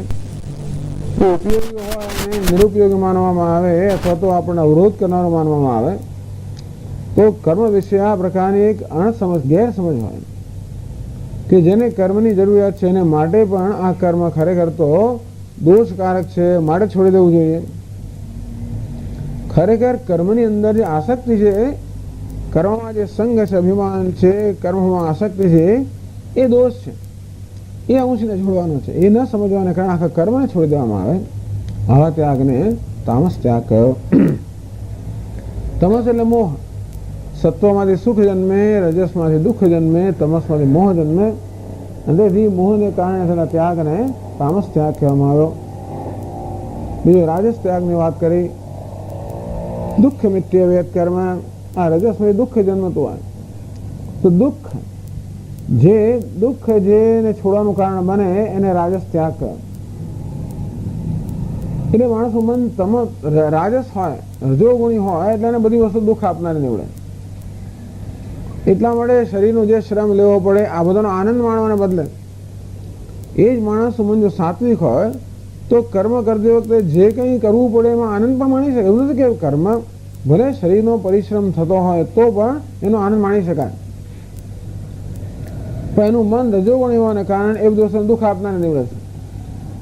દુઃખ આપનારે નીવડે છે, માળાનો ત્યાગ કરે અને રાજસ ત્યાગ કરે. એ પણ કર્મનું મૂલ્ય સમજતો નથી. આ માણસ પણ કર્મની ઉપયોગ સમજતો હોય છતાં પણ ચાલો આવી તકલીફ કોણ ઉઠાવે, બહુ કષ્ટ કરનારું છે, તો કે બહુ પરિશ્રમ કરનારું છે, એમ કરીને એને છોડી દે. તો એને રાજસ અર્થાત રજોગુણમાંથી જેમનો ત્યાગ કહેવામાં આવ્યો. અને ભગવાને સાત્વિક ત્યાગ કોને કહેવાય કે કર્મનો ત્યાગ નથી, પરંતુ કર્મમાં જે બંધન કરનાર અંશ છે તેનો ત્યાગ, મનનો વિવેક. તો દરેક વિવેકની જરૂર છે કે શું ગ્રહણ કરવું અને શું છોડવું. ઘણી વાર માણસો ન સમજે કારણ બધું છોડી દે તો બધું પકડી લે. ઘણા બધું પકડવાનું પણ ના હોય અને બધું છોડવાનું પણ અમુક પકડવાનો હોય, અમુક અનુનામ જ વેદાંત ઉમેરવાનું. તત્વમસી મહાવાક્ય સમજવા માટે તત્વમાંથી કંઈક છોડી દેવાનું, ત્વમમાંથી કંઈક છોડી દેવાનું, કંઈક રાખવાનું. આખા તત્વને છોડી દઈએ તે પણ ના ચાલે, આખા ત્વમને છોડી દઈએ તે પણ ના ચાલે, આખા ત્વમને રાખીએ તે પણ ના ચાલે. આવું છે જીવન, આપણે આવું છે. ભાગ ત્યાગ લક્ષણનું જીવન છે. નરો ત્યાગ પણ નહીં, નરો ભાગ પણ નહીં, ભાગ ત્યાગ લક્ષણ. જે વિરુદ્ધ અંશ છે એનો પરિત્યાગ અને જે સમાન અંશ છે એનો સ્વીકાર. તો તેવી રીતે દરેક વસ્તુમાં આવું ત્યાગ ખરો, પણ આપણે જાણવું છે કે શેનો ત્યાગ કરવાનો છે, શું ગ્રહણ કરવા યોગ્ય છે, શું ત્યાગવા યોગ્ય છે. તો આવું જાણે છે વિવેક મનુષ્ય. સંગમ ત્યક્ત્વા ફલમ ચૈવ. આમ કર્મ કરતી વખતે સંગનો ત્યાગ કરે, કર્મમાં જે અભિમાન છે એનો ત્યાગ કરે. કર્તૃત્વનો ત્યાગ નહીં તો ના થઈ શકે. કર્મ અભિમાનનો ત્યાગ, હું કર્મ કરી રહ્યો છું, અમે ટૂંકમાં એ પ્રકારે કર્મ યશ ને અપયશ પોતે લેવો, એમ કર્મનો અભિમાન. આમ કર્મમાં સફળતા મળે તો યશ પોતે લે, એમાં નિષ્ફળતા મળે તો અપયશ પોતે લે. આ પ્રકારના અભિમાનને આપણે કર્મનો સંગ કહીએ. આપણે જાણતા હોઈએ કે ભાઈ હું તો નિમિત્ત માત્ર છું. સફળતા મળે પણ ઈશ્વરનો અનુગ્રહ છે, નિષ્ફળતા મળે પણ ઈશ્વર ઉત્પન્ન કરેલું છે. અંતેથી હું સફળતા નિષ્ફળતા વગેરેથી લેપાયમાન ન થયો. અને આપણે કહીએ કર્મના સંગનો ત્યાગ અને ફળના સંગનો ત્યાગ. સંગમ ત્યક્ત્વા ફલમ ચૈવ. કર્મ કરતી વખતે પણ જે પોતાને ઈશ્વરના હાથનું નિમિત્ત માને છે, જે પોતાને ઈશ્વરનો સેવક માને છે, એ પ્રકારે નમ્રતાથી કર્મ કરે છે. જેમ રસોઈઓ કર્મ કરે તો આપણે કહીએ મસાલો નાખતો હોય, રસોઈ સારી થાય તો યશ પણ ના મળે અને ખરાબ થાય તો અપયશ પણ ના મળે. એ જાણે છે કે મેં નથી કર્યું, હું કરું છતાં મારે કરાવનાર બીજું કોઈ છે. ફલમ ચૈવ. રસોઈ કરે ત્યારે પોતાના સ્વાદની ના કરે, પાછું માલિકના સ્વાદ માટે કરે. આ રસોઈ કરવાથી મને કશું મળે, મારા સ્વાદને થયું પણ નહીં, અને મેં તો એમના કયા પ્રમાણે કર્યું માટે મને યશ મળે એવું પણ નહીં. આ પ્રકારે સંગમ ત્યક્ત્વા ફલમ ચૈવ સત્યાગ સાત્વિકો મદ. આ પ્રકારના ત્યાગને સાત્વિક ત્યાગ કહેવામાં આવે. હવે નિત્ય કર્મના સંદર્ભમાં ભગવાન જ્યારે ફળનો ત્યાગ કરવાનું કહે છે એટલે શંકરાચાર્ય મહારાજે કહ્યું નિત્યાનામ કર્મણામ ફલવત્વે ભગવદ વચનમ પ્રમાણમ અવોચામાં. જો ભગવાનના વચનથી સ્પષ્ટ થાય છે કે નિત્ય કર્મ કરવામાં ફળ હોવું જોઈએ. કારણ ભગવાન કહે છે સંગમ ત્યક્ત્વા ફલમ ચૈવ. સંગ અને ફળનો ત્યાગ કરવાનો. એ ફળનો ત્યાગ ત્યારે થઈ શકે જ્યારે ફળ મળતું હોય ત્યારે. આમ ભગવાન કહે છે કે નિત્ય કર્મ પણ ફળનો ત્યાગ કરીને કરવું, એમ જ્યારે કહેવામાં આવ્યું એનો અર્થ કે ભગવાન કહી રહ્યા છે કે નિત્ય કર્મ પણ ફળ છે. એવું કહેવા એટલા માટે કહેવામાં આવ્યું કે મીમાંસકો કેમ કહે છે કે નિત્ય કર્મનું કોઈ ફળ હોતું નથી, કારણ કે શાસ્ત્રમાં એનું કોઈ ફળ બતાવ્યું નથી. જ્યારે ફળ હોય તો શાસ્ત્ર બતાવે જ્યોતિષ્ઠોમેન સ્વર્ગ કામો યજેતા. તો જ્યોતિષ્ઠોમ યજ્ઞ કરે જેને સ્વર્ગની કામના હોય, અર્થાત જ્યોતિષ્ઠોમ કર્મ કરવાથી સ્વર્ગની પ્રાપ્તિ થાય. તે રીતે આ નિત્ય નૈમિત્તિક કર્મને શું મળે એવું ક્યાંય પણ શાસ્ત્રમાં બતાવ્યું નથી. એટલે એ કર્મનું કોઈ ફળ નથી. બસ એ ન કરો તો પ્રત્યવાય દોષ લાગે, કરવાથી કંઈ ન મળે એમ મીમાંસકો માને છે. વેદાંતી લોકોનો વિરોધ કરે છે કે નહીં, કર્મ કરો તો ફળ મળવું જ જોઈએ. તો ભગવાન જ્યારે સંગમ ફલમ ત્યક્ત્વા, ફળનો ત્યાગ કરીને કર્મ કરો એમ કહે છે ત્યારે એમાં ફળ છે એ સ્વીકારે છે. કર્મણામ ફલવત્વે, એ કર્મ ફળવાળા છે, ફળ ઉત્પન્ન કરનારા છે. નિત્ય કર્મ પણ ફળ ઉત્પન્ન કરે છે. એ માટે ભગવાનનું આ વચન છે એ પ્રમાણ બન્યું. હવે આગળ ચર્ચા કરે છે. જો 412 પાના પર પહેલા જ પેરેગ્રાફમાં બીજી પંક્તિમાં છે. અથવા ફલમ ત્યક્ત્વા, એ શબ્દનો એ વાક્યાંશનો ભગવાન શંકરાચાર્યજી બીજો અર્થ આપે છે. એક તો ફલમ ત્યક્ત્વા કહ્યું એટલે એનો અર્થ એમ કરે ભગવાન કહે છે કે ફળ છે માટે ફળનો ત્યાગ કરે. અથવા ફલમ ત્યક્ત્વા એ વાક્યાંશનો બીજો પણ અર્થ આપે છે કે છે આગળ, અથવા યદ્યપિ ફલમ ન શ્રૂયતે નિત્યસ્ય કર્મણઃ તથાપિ નિત્યમ કર્મ કૃતમ આત્મસંસ્કારમ પ્રત્યવાય પરિહારમ વા ફલમ કરોતિ ઇતિ નિકરો આત્મનઃ ઇતિ કલ્પયતિ એવ અજ્ઞઃ તત્ર તામપि કલ્પના નિવારયતિ ફલં ત્યક્ત્વા इति अनेन अतः साधु उक्तं संगम त्यक्त्वा फलंच इति. અથવા ચાલો આ ફલમ ત્યક્ત્વા નિત્ય કર્મ કરતી વખતે ફળનો ત્યાગ કરતા કર્મ કરવું એનો બીજો પણ અર્થ કરી શકાય. અથવા એમ માનો એમ કહો યદ્યપિ નિત્યસ્ય કર્મણા ફલમ ન શ્રૂયતે, જોકે નિત્ય કર્મનું કોઈ ફળ શાસ્ત્રમાં કહેવામાં આવ્યું નથી. એટલે માની લો કે ભાઈ નિત્યનું ફળ નથી. હવે ભગવાને જ્યારે કહ્યું કે નિત્ય કર્મનું ફળનો ત્યાગ કરીને, હવે ક્યાં તો એમ કહીએ કે ભગવાનના અભિપ્રાય એવો છે કે નિત્ય કર્મનું ફળ છે અને માળાનો ત્યાગ કરીને, પરંતુ આ છતાં આપણે માનીએ કે ચલો શાસ્ત્રાનું પ્રમાણ છે, ફળ છે કે નહીં એ માટે શાસ્ત્રને પ્રમાણ માની લઈએ, અને શાસ્ત્રમાં નિત્ય કર્મનું કોઈ ફળ કહ્યું નથી માટે નથી એ માની લઈએ. જો શાસ્ત્રમાં ન કહેવાને કારણે નિત્ય કર્મનું ફળ ન હોય તો પછી ભગવાન જ્યારે એમ કહે કે ફળનો ત્યાગ કરીને એનો શું અર્થ કરવાનો? તો ભગવાન જ શાસ્ત્રનું પ્રગટ કરનારા છે. એમણે જ્યારે શાસ્ત્રમાં નિત્ય કર્મનું કોઈ ફળ ન કહ્યું હોય અને એમ કહેતા હોય કે ફળનો ત્યાગ કરે ત્યાર પછી અર્થ શું કરવાનો? એટલે બીજો અર્થ બતાવે છે. એટલે ક્યાં તો એમ સમજવાનું કે ભાઈ નિત્ય કર્મનું ફળ લખ્યું નથી છતાંય છે, અથવા લખ્યું નથી માટે માની લે કે નથી લખ્યું. તો યદ્યપિ નિત્યસ્ય કર્મણા ફલમ ન શ્રૂયતે, શ્રૂયતે શ્રુત્યા ન પ્રતિપાદ્યતે.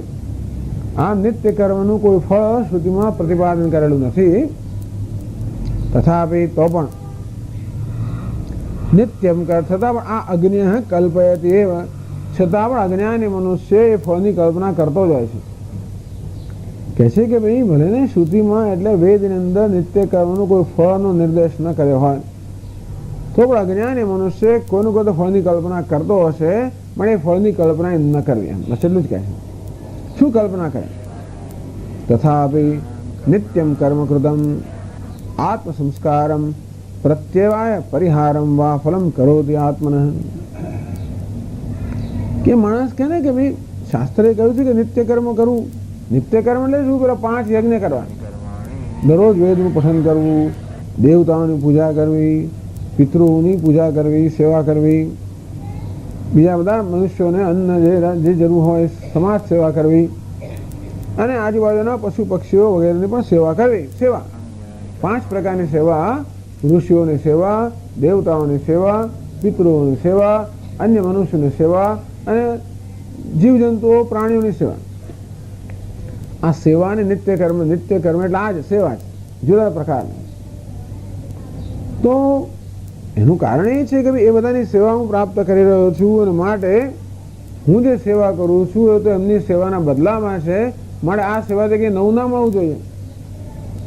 આપણે સેવા કરીએ ને નવું આપણને મળે, જો આપણને એનું કશું ન મળે તો પણ મને તો મળેલો જ છે લાભ. આ બધા દ્વારા પિતૃઓ દ્વારા લાભ મળેલો છે, દેવતાઓ દ્વારા લાભ મળી રહ્યો છે, મળેલો છે, ઋષિઓ દ્વારા લાભ મળેલો છે. આ બધો લાભ મને મળી જ રહ્યો છે. માટે જ્યારે હું કર્મ કરું ત્યારે મને કંઈ ના મળવું જોઈએ ફળ. છતાં અજ્ઞાની મનુષ્ય કર્મનું ફળની કલ્પના મનમાં કરે.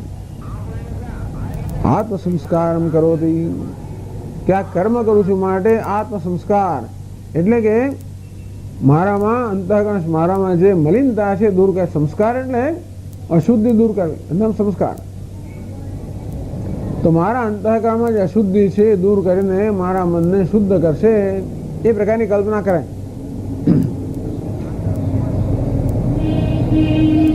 નહીં વિધિના કૃતમ કર્મ અનર્થકમ. માણસ વિચાર કરે કે ભાઈ મને શાસ્ત્રમાં કહ્યું તો આમ કર. શાસ્ત્ર જ્યારે આપણે કશું કરવાનું કહે ને તો એની પાછળ કંઈ ને કંઈ પ્રયોજન હોય, કંઈ કંઈ હિત હોય, કશું લાભ થવો જોઈએ. એ સિવાય શાસ્ત્ર ના કહે. નહીં વિધિના કૃતમ કર્મ અનર્થકમ. આમ શાસ્ત્રમાં વિધિ દ્વારા આપણને જે કહેવામાં આવ્યું છે કે આ કરો એ અનર્થક તો ના હોય, એ તો આપણે કહે નહીં. વિદ્યા અનર્થક્યાત. નહીંતર શાસ્ત્ર આપણને આદેશ આપે કરવાનો, એ કરવા છતાં કશો લાભ ન મળતો હોય તો શાસ્ત્રનો આદેશ વ્યર્થ થાય ને. એ શાસ્ત્રનો આદેશ વ્યર્થ ના હોય માટે એમણે કહ્યું છે મને કઈ ફળ મળવું જ્યાં સેવાનું. શ્રૌત ફલ ભાવે, તો શાસ્ત્રે કહ્યું તો છે નહીં ફળ, તો ભલે ને શાસ્ત્રમાં ના કહ્યું હોય પણ મને આદેશ આપ્યો માટે કંઈક તેનો લાભ હોવો જ જોઈએ. એ પોતે લાભની કલ્પના કરે, એમાં નથી લખ્યું તો પણ. નિત્યમ કર્મ વિધિત અનુતિષ્ઠન. તો આ નિત્ય કર્મ એટલે આપણી જે ફરજ છે એને વિધિ પ્રમાણે જયારે એનું અનુષ્ઠાન કરી ત્યારે અજ્ઞાની માણસ જાણતો નથી અને અનુપહત મનસ્તોક્ત્યા તસ્મિન કર્મણી આત્મ સંસ્કારમ ફલમ કલ્પયતી. તો આ બીજી ઉક્તિ પ્રમાણે, સ્મૃતિની ઉક્તિ પ્રમાણે આ કર્મ મારામાં આત્મ સંસ્કાર, મારી અશુદ્ધિ દૂર કરશે. અકરણે પ્રત્યવાય સ્મૃત્યા. વળી લખેલું છે કે ન કરો તો તમને પ્રત્યવાય દોષ લાગે, એટલે કરો તો ના લાગે. અને આ કર્મ કરવાથી પ્રત્યવાય અર્થાત મારા માર્ગના વિઘ્નો દૂર થશે અને જોડે મારું અંતઃકરણ શુદ્ધ થશે એવી કલ્પના કરે માણસ. એટલે શંકરાચાર્ય મહારાજ કહે છે કે અગ્નિ કલ્પયતિ એવા. આમ દરેક મનુષ્ય ભલે નિત્ય કર્મ કરતો હોય તો પણ આ પ્રકારની કલ્પના મનમાં કરતો હોય કે આમ કરવાથી મારું અંતઃકરણ શુદ્ધ થશે અને પ્રત્યવાય દોષ દૂર થશે. તામ એવી કલ્પના નિવારાયતી ભગવાન. ભગવાન એવી કલ્પના ના કરવી જોઈએ. ટૂંકમાં હું સેવાનું કર્મ કરું છું માટે મારે બીજું પુણ્ય તો જોઈતું નથી, મારે ભૌતિક સુખ જોઈતું નથી, મારે સ્વર્ગનું સુખ જોઈતું નથી, પણ એ દ્વારા ભગવાન પ્રસન્ન થાય અને મારો આધ્યાત્મિક માર્ગ સરળ કરી આપે એવી કલ્પના ના કરવી. બહુ અઘરું છે આ તો, કશી જ કલ્પના ના કરવી. તા વિકલ્પના નિવારયતી ફલમ ત્યક્ત્વા ઇતિ. અને ભગવાન કહે કે સંગમ ત્યક્ત્વા ફલમ ચ ત્યક્ત્વા. ત્યારે અનિત્ય નૈમિતિક એટલે યજ્ઞ દાન તપસ્યાનું કર્મ કરતી વખતે આ દ્વારા મને આ પ્રકારનો લાભ થશે કે મારું અંતઃકરણ શુદ્ધ થશે, પ્રત્યવાય દોષ દૂર થશે એવી પણ કલ્પના ના કરવી. એટલા માટે એની પાછળનો ઈરાદો એક જ છે કે કર્મ કરતી વખતે કોઈ પણ પ્રકારના ફળની કલ્પના મનમાં હોય તો આપણું મન એનું ચિંતન કરવાનું, કર્મનું ના ચિંતન કરે. અથવા તો કર્મના ચિંતનમાં એટલો થોડો દોષ રહેવાનો કે ક્યારેક ક્યારેક વળે ફળનું ચિંતન મારું મન કરવા માંડે એટલે કર્મમાં એટલો થોડોક દોષ રહેવાનો. એટલે આપણી ટૂંકમાં કર્મ પ્રત્યેની આપણી જે પ્રકારની તાદાત્મ્ય હોવું જોઈએ એમાં કંઈક ને કંઈક અંશે અવરોધ આવવાનો છે. કોઈ ફળની કોઈ પ્રકારનું ચિંતન નહીં, માત્ર કર્મનું જ ચિંતન. ભાવ્યાંતરમ નિષિધ્યતે. નિત્ય કર્મ કરતી વખતે બીજા કોઈ પ્રકારની ભાવના નહીં કરવાની, માત્ર કર્મની જ ભાવના કરવાની. એવું એ રીતે ભગવાન આ કહેલા વાક્યનો અર્થ થાય. સંગમ ત્યક્ત્વા ગયું નિત્ય કર્મના, કારણ કે કાર્ય નિત્ય વેદ કરો નિયતમ ક્રિયતે, ભગવાન નિત્ય કર્મ જ કહે છે અને છતાં ફળનો ત્યાગ કહે છે. તો એના બે અર્થ થાય. એક તો એ કે ફળ હોવું જોઈએ માટે એ ફળનો ત્યાગ, અથવા ફળ નથી પરંતુ અવિવેકી મનુષ્ય આ ફળની કલ્પના કરીને રાચે એમાં, તો કે નહીં એ પ્રકારના મનોરથનો પણ ત્યાગ. અતઃ સાધુ ઉક્તમ સંગમ ત્યક્ત્વા ફલમ ચેતી. એના માટે બરોબર કહેવામાં આવ્યું છે કે સંગનો ત્યાગ કરીને અને ફળની આસક્તિનો ત્યાગ કરીને.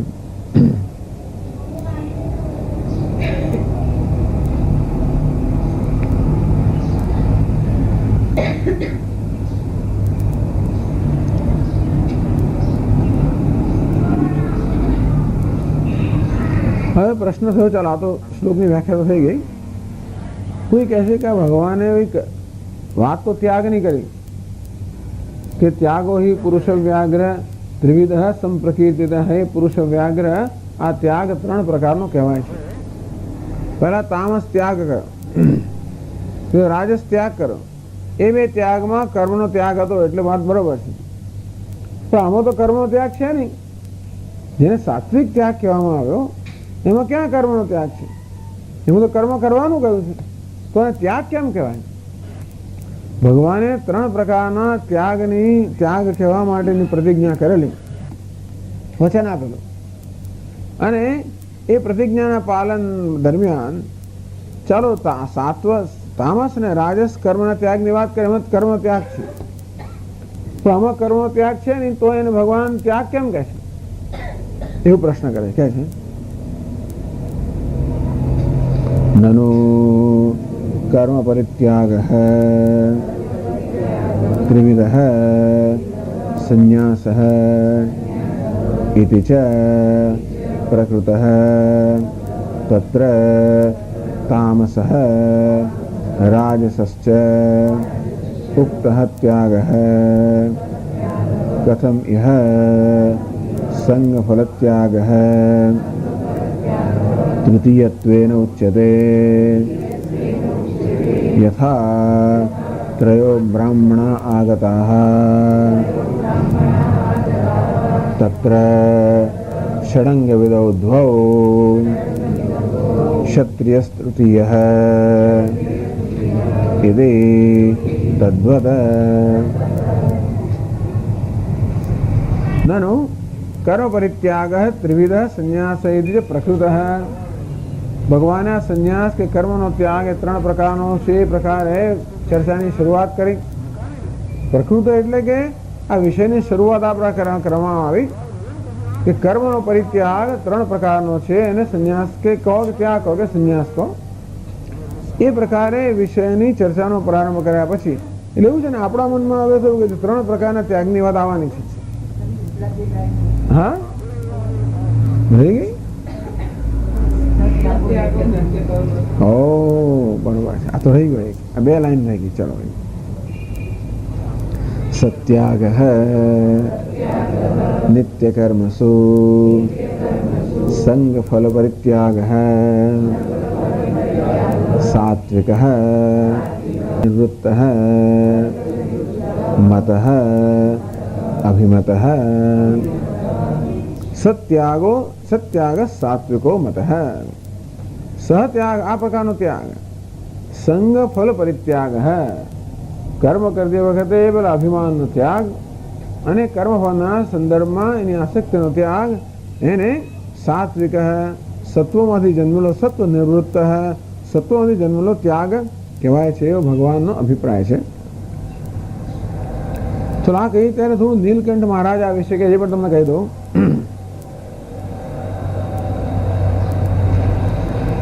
એ ઈશાવાસ્ય ઉપનિષદના જે મંત્રો છે એની સાથે એની સરખામણી કરે છે. તથા ચ શ્રુતિ ઈશાવાસ્યમિદં સર્વમ યત્કિંચ જગત્યામ જગત તેન ત્યક્તેન ભુંજીથાઃ મા હૃદઃ કસ્ય સ્વિદ્ધનમ. ઈશા ઈશેન પરમેશ્વરેણ સર્વ કાર્યકરણ કર્તૃત્વ આત્મ પ્રવર્તકેન, ઈશ્વર વડે સમગ્ર જગતને આચ્છાદિત કરવું જોઈએ. ઈશા વાસ્યમ ઇદમ સર્વમ, આ જગતમાં જે કાંઈ છે એ બધું ઈશ્વર વડે આચ્છાદિત કરવું જોઈએ. ઈશ્વર કોણ? પરમેશ્વર. સર્વ કાર્યકરણ કર્તૃ આત્મ પ્રવર્તકેન કર્ત્રા, તો બધા જે કાર્ય અને કરણ અને કર્તા આ બધાના પ્રવર્તક છે. કાર્ય એટલે શરીર, સ્થૂળ શરીર, સૂક્ષ્મ શરીર, કરતા બધાના પ્રવર્તક છે અને કહેવાય ઈશ્વર. એના વડે ઇદમ સ્થાવર જંગમ, સ્થાવર જંગમ તે જગત છે, જગતની અંદર એ બધાને આચ્છાદિત કરવું જોઈએ, વ્યાપ્ત કરવું જોઈએ. ટૂંકમાં ઈશ્વર વડે સમગ્ર જગતને વ્યાપ્ત કરવું જોઈએ.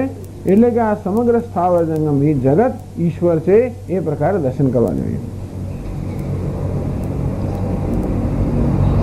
યેને હેતુના સર્વમ તદધીનમ, કારણ કે બધું ઈશ્વરના અધીન છે. કાર્ય હોય, કરણ હોય, આ બધાનો પ્રવર્તક તો ઈશ્વર છે. આ બધી વસ્તુ ઈશ્વરના અધીન છે. અને તેન કારેણ ત્યક્તેન ભુંજીથા, ત્યાગેન કર્તૃત્વ ભોક્તૃત્વ અભિમાન વર્જનેન ભુંજીથા વિષયાન મુંક્ષ્વ. ખરેખર કરનાર પણ ઈશ્વર છે, ભોગવનાર પણ ઈશ્વર છે. એવું હોવાને કારણે કર્તૃત્વ ભોગવવું તું ત્યાગ કર. બધું કરનાર એ છે, બધું ભોગવનાર પણ એ છે. એવાને કારણે તું કર્તૃત્વ ભોક્તૃત્વ ત્યાગ કરને આ જગતના વિશ્વનો અનુભવ કર. માં ગૃદહ ગર્દમ માં કાશી કશ્ય શુદ્ધનમ, કોઈના પણ ધનની તું લાલચ ન રાખીશ. ન કશ્યાપી તત્ર સ્વામિત્વ અસ્તિ, ટૂંકમાં ધનનો કોઈ સ્વામી નથી. કેમ? ઈશ્વર સ્વામી છે, બાકી એના સિવાય કોઈ સ્વામી નથી. માટે તારા કે કોઈના ધનની લાલચ ના કરીશ. તત્ર ગર્ધ વૃથા એવો તત્ર ગર્ધ, કોઈનું ધન નથી ને માટે એમાં લાલચ રાખવી, એમાં માલિકી રાખવી એ વ્યર્થ જ છે ને. વસ્તુ મારી હોય અને માલિકી રાખવું તો બરાબર છે. મારી હોય ને માલિકી રાખવાનો અર્થ શું છે? એ વસ્તુ મને કહેતી નહીં કે હું તારું છું, એવું તો એ નથી કહેતું. કોઈ ઉઠાવીને લઈ જવાનું તો જતો ના હતો. એને એવું નથી થતું કે ભાઈ હું આ સ્વામીજીનો છું, ના જવું તો નથી થતું. ટૂંકમાં આ તો એક બાજુનો સંબંધ છે, વ્યભિચારી સંબંધ થયો ના હતો કે હું એને વળગેલો મારું મારું કર અને પેલું જે જાય તો જતું રહે. કેવું કહેવાય તો કે એટલા માટે કોઈ જગ્યા આવી કોઈ વસ્તુની માલિકીની ભાવના રાખવી કે લાલચ રાખવી એ તો વૃથા છે, ના કરીશ. પછી શું? કુર્વન્નેવેહ કર્માણિ જીજી વિશેષ શતમ સમાહ, એવમ કર્માણિ અપી યજ્ઞાદિની કર્તૃત્વાભિમાનમ ત્યક્ત્વા કુર્વતઃ. અને પછી એટલે કુર્વન્નેવેહ કર્માણિ જીજી વિશેષ શતમ સમાહ, આ પ્રકારે નિત્ય નૈમિતિક કર્મ કરતા કરતા તારે 100 વર્ષ સુધી જીવવાની ઈચ્છા રાખવી જોઈએ.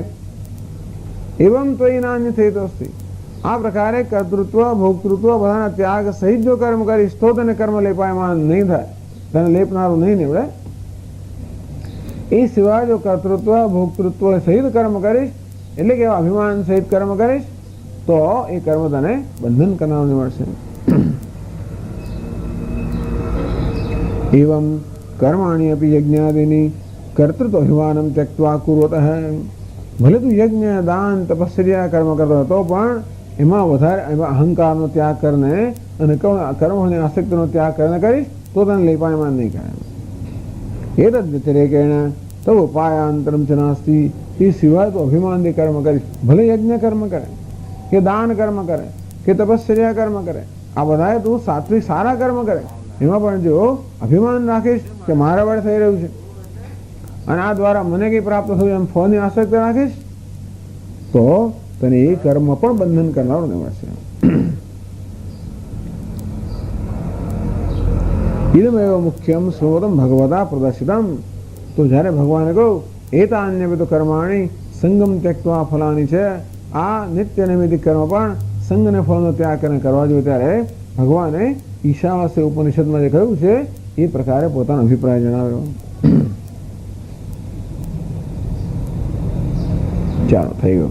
પછી પેલો પ્રશ્ન પર આપણે આવી ગયા કે ભગવાને એવું વચન આપેલું કે હું 3 પ્રકારનો સંન્યાસ તને કહીશ, અને એમાં પછી નનુ કર્મ પરિત્યાગ ત્રિવિધ સંન્યાસ એ પ્રકૃત હૈ.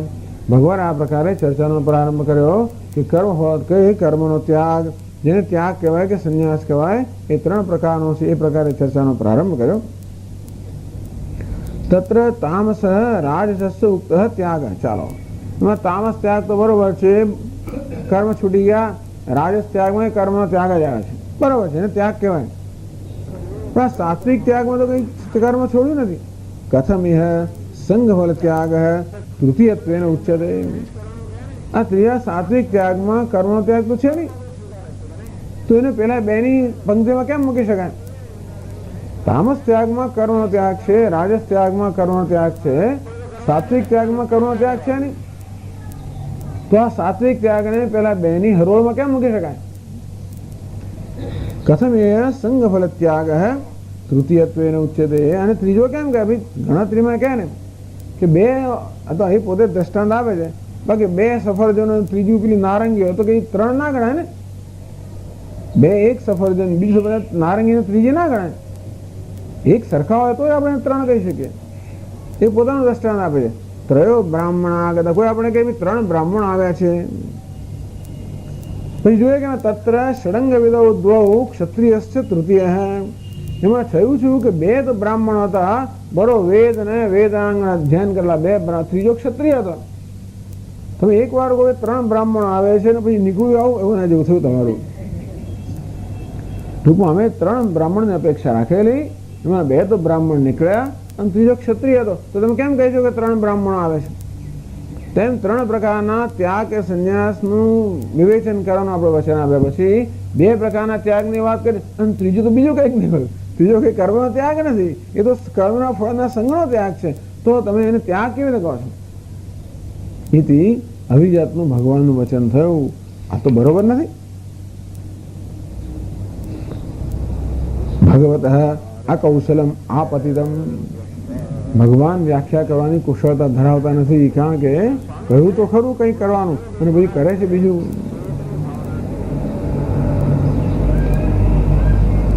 તો એનો ઉત્તર આપે છે નૈષ દોષ ત્યાગ સામાન્યેન સ્તુત્યર્થત્વાદ. તો કે નહીં, ભગવાનના આ પ્રકારના વ્યાખ્યાનમાં કોઈ દોષ નથી. કેમ દોષ નથી? ત્યાગ સામાન્યેન સ્તુત્યર્થત્વાદ.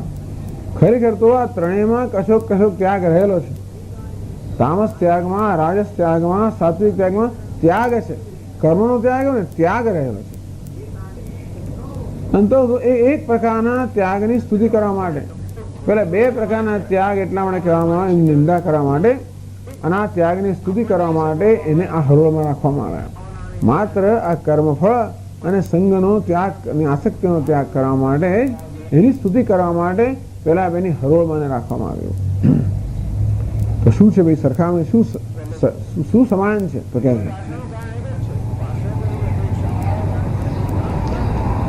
કર્મ ત્યાગ ફલ ત્યાગ ત્યાગત્વેન સાદૃશ્ય. કર્મના ત્યાગમાં ત્યાગ છે ને ફળના ત્યાગમાં ત્યાગ. ત્યાગ આપણો અંદર છે. કર્મ ત્યાગ નિંદયા તત્ફલ ત્યાગ સ્તુત્યર્થમિદં વચનમ. ભગવાન કર્મના ત્યાગની નિંદા કરવા માંગે છે ને કર્મના ફળની આસક્તિના ત્યાગની સ્તુતિ કરવા માંગે છે. ત્યાગ શું કરવો જોઈએ?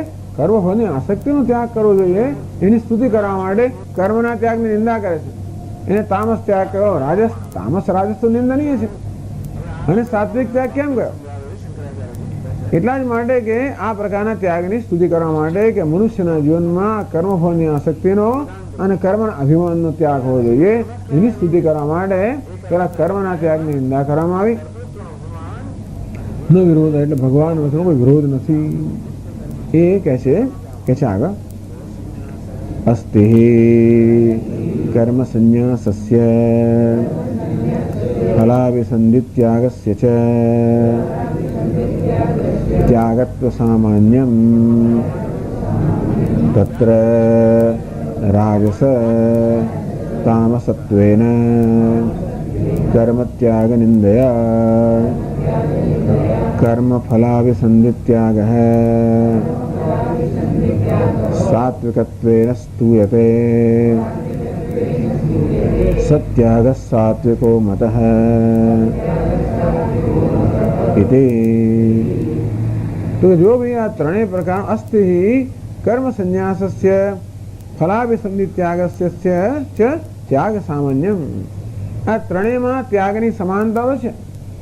પેલા તામસ ત્યાગ અને રાજસ ત્યાગમાં કર્મનો ત્યાગ કરવામાં આવ્યો અને સાત્વિક ત્યાગમાં ભલે કર્મનો ત્યાગ કરવામાં ના આવ્યો હોય પરંતુ કર્મફળની આસક્તિનો અને કર્મના સંગનો ત્યાગ કરવાનો તો છે। ત્યાગપણું રહેલું છે, કર્મ ત્યાગપણું નહીં પણ કંઈક ત્યાગપણું રહેલું છે।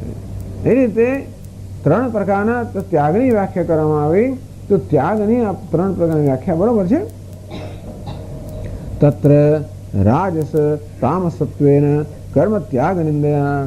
त्या राजस અને તામસ જે ત્યાગ છે એ કર્મનો ત્યાગ છે, નિંદા કરી ભગવાને રાજસ તામસ કહીને એ નિંદા થઈ। કર્મફલ અભિસંધિ ત્યાગ સાત્વિકત્વેન સ્તુયતે। અને આ કર્મની આસક્તિના ત્યાગને સાત્વિક ત્યાગ એને ભગવાને સ્તુતિ કરી। ટૂંકમાં આપણે કશાક રાજસ કહીએ તામસ એટલે સ્તુતિ થઈ, એને નિંદા થઈ ગઈ, કશાક સાત્વિક એટલે સ્તુતિ થઈ ગઈ। તો કર્મફળની આસક્તિના ત્યાગની સ્તુતિ કરવા માટે સ્તુતિ શેના માટે કરે? વિધાન કરવા માટે। તો આમ કર, આપણે કોઈને કશું કહેવાનું, ધારો કે આદેશ આપવો હોય કે તો આમ કરે, તો એની દ્વારા થતું ફળ બતાવવું પડે આપણે, એમાં શું લાભ થાય છે। તો એ રીતે કર્મફળના ત્યાગની સ્તુતિ કરીને એનું વિધાન કરવા માટે ભગવાને આની સ્તુતિ કરી અને પહેલા નિંદા કરી। એ નિંદાનો હેતુ નિંદામાં પણ નથી, કશાકની સ્તુતિમાં છે। સ્તુતિનો હેતુ સ્તુતિમાં પણ નથી, કશાકની વિધિમાં છે। શેની વિધિમાં છે? આસક્તિ અને સંજ્ઞા ત્યાગની વિધિમાં। સત્યાગ સાત્વિકો મત હૈદી એમ કરીને ભગવાને આ કર્મફળની આસક્તિના ત્યાગની સ્તુતિ કરી। આજે અહીં પૂરું કરવું પડશે। ઓમ પૂર્ણમદ પૂર્ણમિદં પૂર્ણાત પૂર્ણમુદચ્યતે પૂર્ણસ્ય પૂર્ણમાદાય પૂર્ણમેવાવશિષ્યતે। ઓમ શાંતિ શાંતિ શાંતિ। શંકરં શંકરાચાર્યં કેશવં બાદરાયણં सूत्रभाष्यकृतौ वन्दे भगवन्तौ पुनः पुनः। ईश्वरो गुरुरात्मेति मूर्तिभेदविभागिने व्योमवद्व्याप्तदेहाय दक्षिणामूर्तये नमः। ॐ शान्ति शान्ति शान्तिः। हरि ओम। श्री गुरुभ्यो नमः। हरि ओम। शंकरं शंकराचार्यं केशवं बादरायणं सूत्रभाष्यकृतौ वन्दे भगवन्तौ पुनः पुनः। ईश्वरो गुरुरात्मेति मूर्तिभेदविभागिने व्योमवद्व्याप्तदेहाय दक्षिणामूर्तये नमः। ॐ नारायणः परो व्यक्तः। ॐ नारायणः परो व्यक्तः। अण्डमव्यक्तसम्भवम् अण्डस्यान्तस्त्विमे लोकाः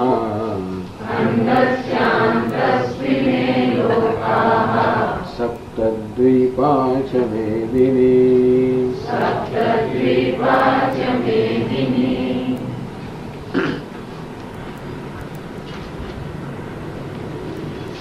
नियतस्य तु संन्यासः कर्मणो नोपपद्यते। मोहात् तस्य परित्यागः तामसः परिकीर्तितः। दुःखमित्येव यत्कर्म कार्यक्लेशभयात् त्यजेत् सकृत्वा राजसं त्यागम् नैव त्यागफलं लभेत् कार्यमित्येव यत्कर्म नियतं क्रियते अर्जुन संगं त्यक्त्वा फलं चैव सत्यागः सात्विको मतः।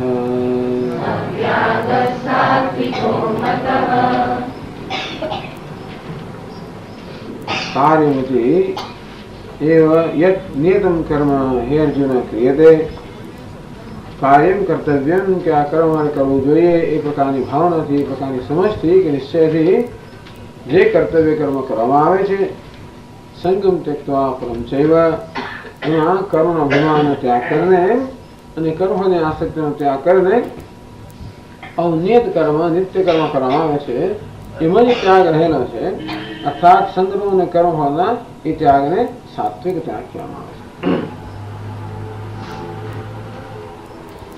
ટૂંકમાં મનુષ્યમાં એટલે સત્વગુણ જન્માવા માટે થતો ત્યાગ એક ત્યાગ એવો છે કે સત્વગુણમાંથી જન્મેલો આ ત્યાગ સત્વગુણ જન્મ સત્વગુણ જન્માવા માટે થતો પણ ત્યાગ આમ તો સાત્વિક સત્વ નિવૃત્ત કહ્યું કે સત્વમાંથી સત્વગુણમાં જન્મેલો ત્યાગ પણ જો જણે આ પ્રકારનો ત્યાગ સત્વગુણને જન્માવે પણ છે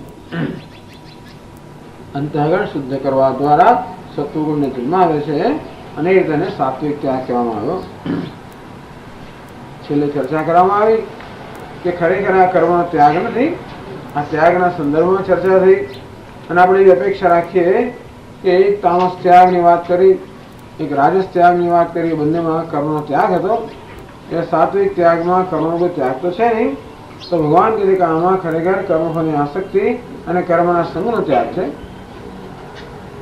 એટલે આમાં પણ સંન્યાસી પણ રહેલું છે સંન્યાસી બધા કર્મનો અને કર્મફળનો ત્યાગ કરે જ્યારે આ કર્મફળનો ત્યાગ કરે એટલી સમાનતા છે આમ આની અને સંન્યાસી વચ્ચે ત્યાગની કંઈક સમાનતા હોવાના કારણે એની સ્તુતિ માટે એને સંન્યાસી કહેવામાં આવે છે કર્મયોગી છતાં પણ એની સ્તુતિ કરવા માટે એને સંન્યાસી કહેવામાં આવે કારણ કે યોગની ભાવની કર્મ કરવા માટે પણ પેલા આસક્તિનો ત્યાગ કરવો પડતો હોય છે અને તેથી એટલો ત્યાગ એમાં રહેલો છે।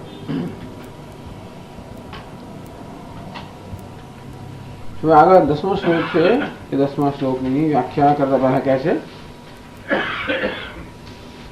412મા પાના પર છેલ્લો પેરેગ્રાફ यस्तु अधिकृतः संगम त्यक्त्वा फलाभिसन्धिं च नित्यं कर्म करोति तस्य फलरागादिना अकलुषीक्रियमाणम् अंतःकरणं नित्यैश्च कर्मभिः संस्क्रियमाणं विशुध्यते विशुद्धं प्रसन्नं आत्मालोचनक्षमं भवति तस्यैव नित्यकर्मानुष्ठानेन विशुद्धान्तःकरणस्य आत्मज्ञानाभिमुखस्य क्रमेण यथा तन्निष्ठा स्यात् तद्वक्तव्यम् इति आह।